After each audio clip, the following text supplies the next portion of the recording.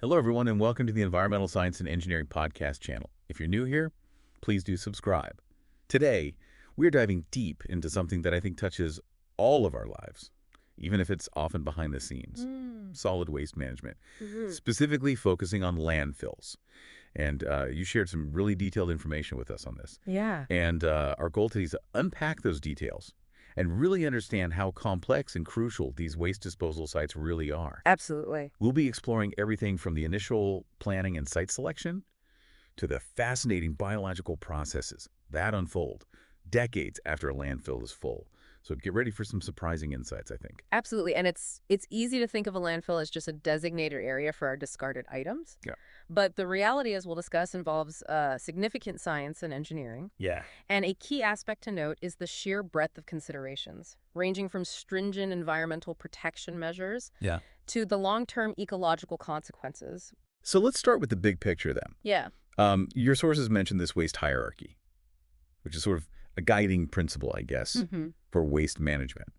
And at the top, the most preferred option being waste reduction, followed by reuse, then recycling, and then energy recovery, which includes processes like incineration and composting to recover valuable materials. And then landfilling sits at the bottom of this hierarchy, Right. the least desirable, yet often the most common method. Yeah. What's your initial take on this hierarchy?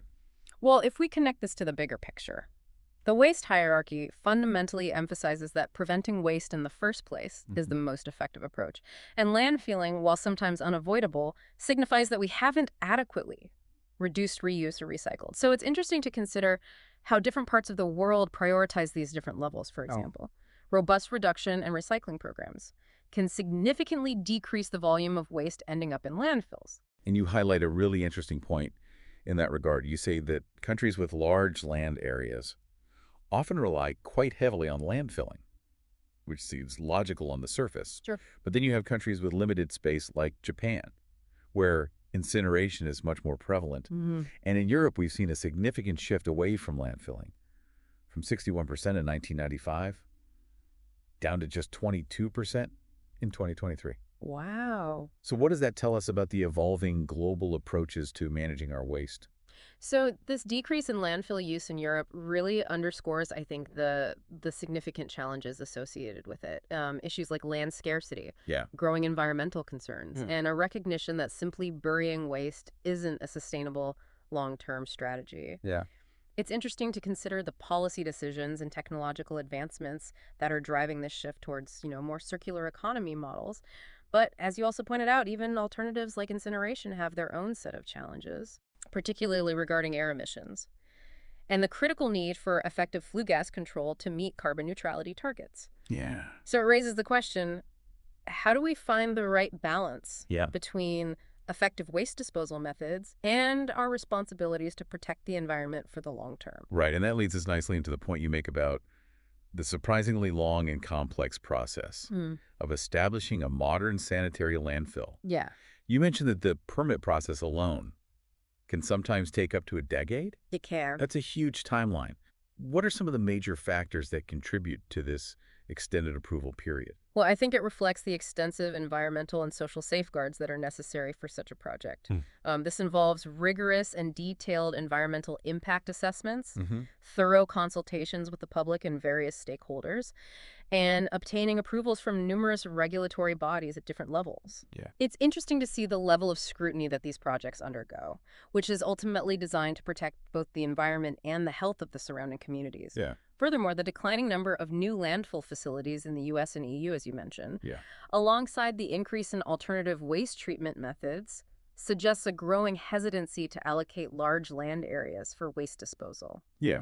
This also highlights, I think, the increasing value placed on land resources. Yet, despite this clear move towards other waste management strategies, in many parts of the world, your sources emphasize that landfilling remains the simplest, often the cheapest, and most widespread disposal method globally.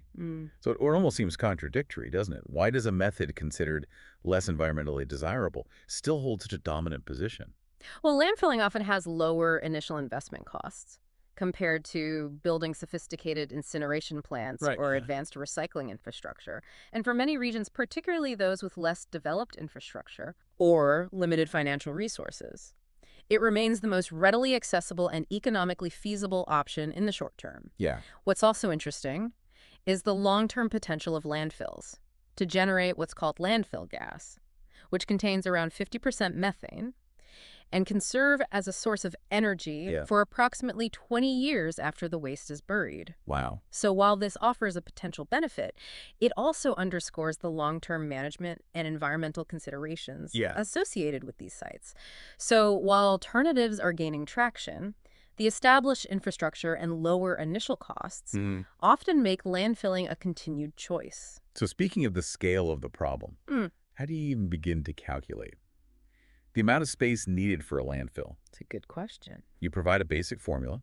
You say waste generated per person multiplied by the population. And you give an example from Turkey, with approximately 1.3 kilograms of waste generated per person per day. Per day. Which puts into perspective the sheer volume we're dealing with. Yeah. But it's not just about the total amount, is it? The composition of the waste must also be a critical factor. Absolutely. In determining the required landfill volume. The density of the waste is a key determinant of landfill capacity.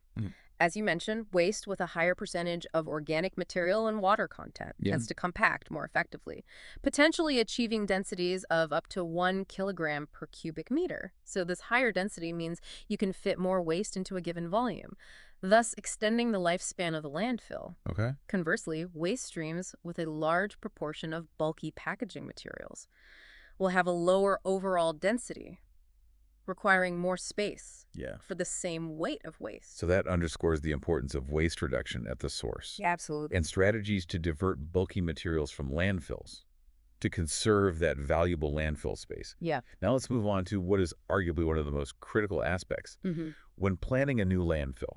And that's selecting the right location. And your sources detail several crucial environmental factors. So let's start with the protection of groundwater and surface water. This seems absolutely fundamental. It is paramount. Yeah. Safeguarding our water resources is a non-negotiable aspect of responsible landfill siting. Regulations typically prohibit building landfills in areas with high groundwater tables. And there are strict minimum distance requirements, often at least 1,000 meters from drinking water reserves and sources, 500 meters from agricultural areas, to minimize any potential contamination risks. What's particularly interesting is the preference for sites with low permeability clay soils over those with more permeable sandy or gravelly soils. Clay acts as a natural barrier, significantly hindering the migration of potentially harmful leachate, which is the liquid that percolates through the waste into the surrounding environment. So you're really trying to contain that. Contain it, yeah. You also mentioned geological features as a key consideration. Yes. And it sounds like you want to avoid any areas that are prone to seismic activity. You do. Or geological instability. Siting a landfill near active fault lines poses a significant risk because earthquakes can damage the engineered containment systems that are designed to prevent leachate leaks. Making effective leachate control incredibly challenging, if not impossible. Similarly, areas with history of or high susceptibility to landslides. Subsidence and erosion are unsuitable due to the potential for structural failures within the landfill, which could lead to the uncontrolled release of waste or leachate into the environment. So you're really trying to assess the long-term geological stability of that area. Very thorough and comprehensive geological investigations are necessary before any landfill development can proceed. And finally, within the environmental factors, you touched on climate and precipitation. And it seems like a drier climate is definitely preferable. When it comes to landfill management, that's correct. Higher levels of rainfall lead to increased infiltration of water into the landfill, which in turn generates larger volumes of leachate. Managing this increased leachate can be more complex and significantly more costly. Therefore, arid or semi-arid regions with lower average rainfall are generally considered more suitable for landfill sites, as they naturally minimize the generation of leachate. So moving beyond these critical environmental safety aspects, there are also key technical considerations. When choosing a landfill site, and transportation and logistics seems like a fairly obvious one. You need to be able to efficiently transport the waste to the site. Exactly. And while you ideally don't want a landfill located immediately adjacent to residential areas, due to various potential nuisances. Yeah. It needs to be within a reasonable distance of the city or the primary waste generation centers to keep transportation costs economically viable. Right. Easy and reliable access to main roads and industrial zones is also crucial for the efficient day-to-day operation of the landfill. And from a practical engineering perspective, a preference for relatively flat and stable ground simplifies the initial construction and ongoing operational activities. So storage capacity and the projected lifespan of a landfill are also critical factors in the planning phase. You mentioned a minimum service life of around 20 years, often with consideration for potential future expansion. Yes. That represents a significant long-term infrastructure commitment. It does indeed. Planning for sufficient landfill capacity to meet the long-term waste disposal needs of a community or region is absolutely essential. Yeah. And incorporating the potential for future expansion in the initial design can provide valuable flexibility as waste generation rates and patterns may change over time. So this forward-thinking approach helps to avoid the need for prematurely establishing new landfill sites, which, as we've discussed, can be a lengthy and complex process. And we can't overlook the crucial aspects of managing both the leachate and the landfill gas that are generated within these sites. You mentioned the necessity of having treatment plants or leachate recirculation systems in place, as well as gas collection systems to prevent that uncontrolled release of methane. Right. So these sound like absolutely vital engineering components for any modern sanitary landfill. Effective leachate management is paramount to prevent the contamination of surrounding soil and groundwater resources. Yeah. And appropriate treatment or recirculation is essential to achieve this. Yeah. Similarly, landfill gas with its significant methane content, which is a potent greenhouse gas, needs to be carefully managed not only for safety reasons, but also for its potential as a renewable energy source, if effectively collected and utilized. So implementing robust gas collection systems is therefore a critical aspect of modern landfill design and operation. And of course, economics always plays a significant role in any major infrastructure project like this. Why, of course. So land acquisition costs are a major factor with publicly owned land or privately owned land available at a lower cost, generally being preferred. Yes. So it makes sense that keeping those initial purchase and any necessary expropriation costs down is a key consideration. Indeed. The overall economic viability of a landfill project is significantly influenced by the initial costs associated with acquiring the land. Furthermore, minimizing ongoing operating costs through factors like efficient waste transportation and cost-effective operation and maintenance solutions is crucial for the long-term financial sustainability of the landfill facility. And you mentioned the importance of planning for alternative uses for the land once the landfill reaches its capacity and is closed. Things like creating green spaces or public parks. That's an interesting and forward-thinking way to consider the long-term future of your sites. It's a key element of responsible and sustainable landfill management. Planning for the post-closure rehabilitation and potential reuse of the land not only offers a valuable amenity for the surrounding community, but also helps to mitigate some of the negative public perceptions that are often associated with landfill sites. It's about transitioning the land to a beneficial and sustainable long-term use. And beyond the purely technical and economic aspects, there are also significant social and legal factors that need to be carefully considered when planning a landfill. The minimum distance to existing settlements is a big one. It is. You mentioned a buffer zone of at least 1,500 meters from residential areas, so that's quite a significant separation. That mandated distance is specifically intended to minimize the potential negative impacts on nearby communities, addressing common concerns related to odor emissions, the proliferation of pests, increased noise levels from operations, and increased traffic in the area. And as your sources likely indicated, there's also evidence suggesting that the proximity of a landfill can negatively affect the property value in the surrounding residential areas, making this buffer zone a critical consideration for both environmental and social reasons. And perhaps one of the most challenging aspects of developing a new landfill is gaining public acceptance. It often is. And it sounds like proactively providing information to the community and ensuring opportunities for public participation in the decision-making process are absolutely crucial steps to mitigate potential local opposition. Public perception and acceptance are often major hurdles I cannot sure. for new landfill projects, open and transparent communication from the outset, Yeah. actively involving the community in the planning process through public hearings and consultations, Mm-hmm. and genuinely addressing their concerns are essential for building trust Yeah. and potentially mitigating strong local opposition. So now let's actually get into the engineering and construction of a landfill.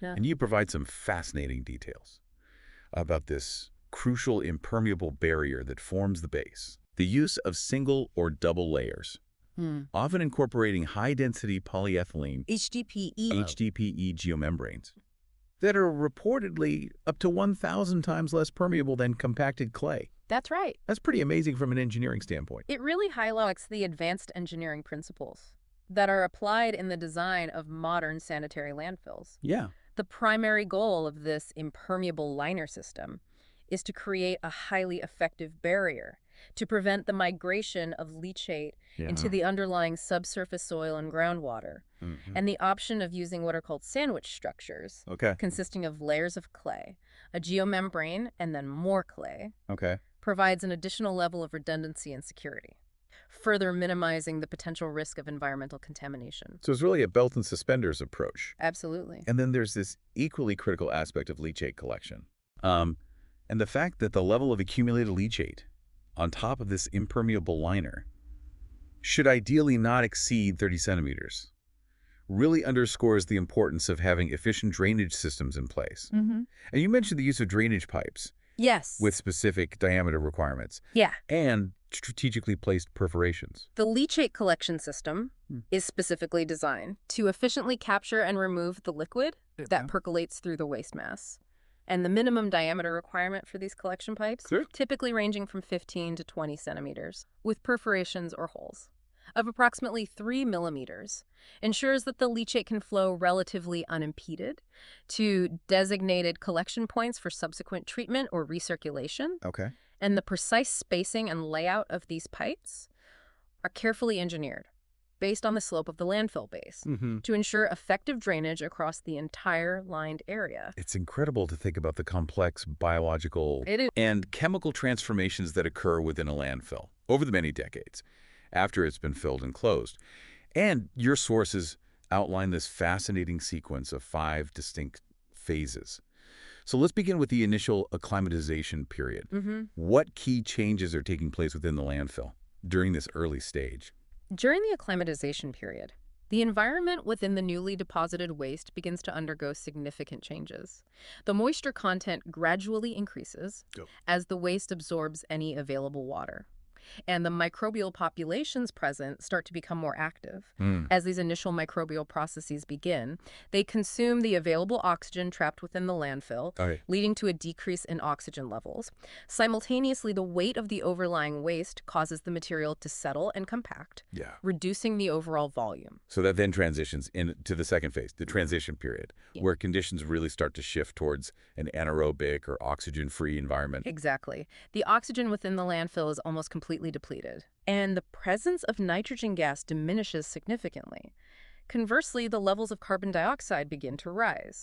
At this stage, complex organic matter within the waste starts to undergo hydrolysis, which is essentially the breakdown of large organic molecules into smaller, more soluble compounds. And this marks the initial stage of the crucial anaerobic digestion process, which will eventually lead to the production of landfill gas. And that brings us to the third phase, the acid production period, often referred to as the young storage phase. What are the key characteristics and outputs of this stage of decomposition? So during the acid production period, the waste mass becomes more fully settled. The smaller organic molecules produced during the hydrolysis phase are further broken down by acidogenic bacteria into volatile fatty acids. This production of acids causes the pH within the landfill to drop, typically reaching levels around 5. Gas production begins during this phase, but it is predominantly carbon dioxide, with only relatively low concentrations of methane present. Since methane is the primary component of landfill gas that can be used for energy recovery, this phase is not particularly efficient for that purpose. But then we move into the fourth, and perhaps most economically interesting phase, the methane production period, also known as the middle-aged storage phase. This is where the generation of methane really ramps up. Yes, this is the stage where the methanogenic bacteria, which are responsible for producing methane, become highly active. Mhm. Interestingly, approximately 2/3 of the methane generated during this phase comes from the breakdown of acetate, while the remaining 1/3 is produced from hydrogen and carbon dioxide.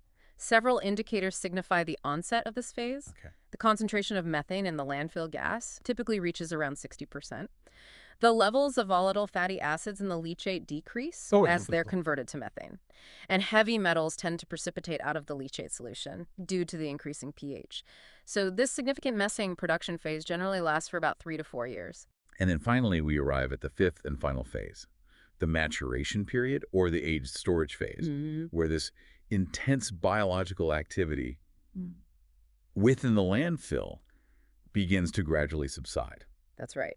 The rate of biological decomposition slows down considerably during the maturation period. Consequently, the overall production of landfill gas decreases. The biochemical oxygen demand in the leachate, BOD, yes, falls below a certain threshold, often around 1,000 milligrams per liter, indicating a reduction in readily biodegradable organic matter. The concentration of volatile fatty acids in the leachate approaches zero. While the amount of nitrate may increase, eventually, as the anaerobic conditions lessen, traces of oxygen and nitrogen gases may reappear within the landfill. This entire sequence of the 5 decomposition phases typically takes around 15 years to complete, although environmental monitoring of the closed landfill site may continue for up to 30 years afterwards. To ensure long-term stability and environmental protection. So let's delve a bit deeper into the specifics of leachate management. You mentioned this technique of leachate recirculation as a type of bioreactor approach. Right. And this sounds like it could offer some quite significant advantages in terms of accelerating that stabilization process. It does indeed. By recirculating the collected leachate back into the landfill mass, you essentially create a more optimal environment for the anaerobic microorganisms that are responsible for breaking down the waste. This enhanced microbial activity can significantly reduce the time required for the waste to stabilize, potentially down to 10 to 15 years. Compared to the 30 to 50 years typically seen in traditional landfills without recirculation. Furthermore, leachate recirculation often leads to an increase in the methane content of the biogas produced, typically rising from around 50% to as high as 70%, making it a more valuable source of renewable energy. Additionally, by promoting more complete degradation within the landfill, it can reduce the overall volume of leachate. That requires off-site treatment, thereby lowering the associated treatment costs. But as you correctly pointed out earlier, leachate recirculation is generally less suitable for landfill sites, located in regions with very high levels of rainfall. You wouldn't want to make that problem worse. Yeah, you don't want to exacerbate the leachate generation problem by adding more liquid in an already wet environment. Now, you touched on the microbiological and chemical impacts of leachate recirculation. Noting the initially high levels of BOD, CODO, and ammonia nitrogen in leachate, and how recirculation aids those microorganisms in reusing these substances. For our listeners who might not be familiar, could you briefly explain what BOD and CODO indicate? Certainly. Biochemical oxygen demand, or BOD, is a measure of the amount of dissolved oxygen that microorganisms need to decompose. The organic matter present in a water sample, so a high BOD indicates a large amount of biodegradable organic pollution. Chemical oxygen demand, or COD, measures the total amount of oxygen required to chemically oxidize all organic compounds, both biodegradable and non-biodegradable. In a water sample, so therefore a high COD, indicates a high level of organic pollution overall in the context of leachate recirculation. The process enhances the activity of microorganisms, allowing them to more effectively break down these organic pollutants, thus reducing both the BOD and COD levels over time. It also helps in the utilization of ammonia and nitrogen by the microbial community. It's important to underscore just how heavily polluted leachate can be. You emphasize that its pollution load often surpasses that of typical industrial wastewater.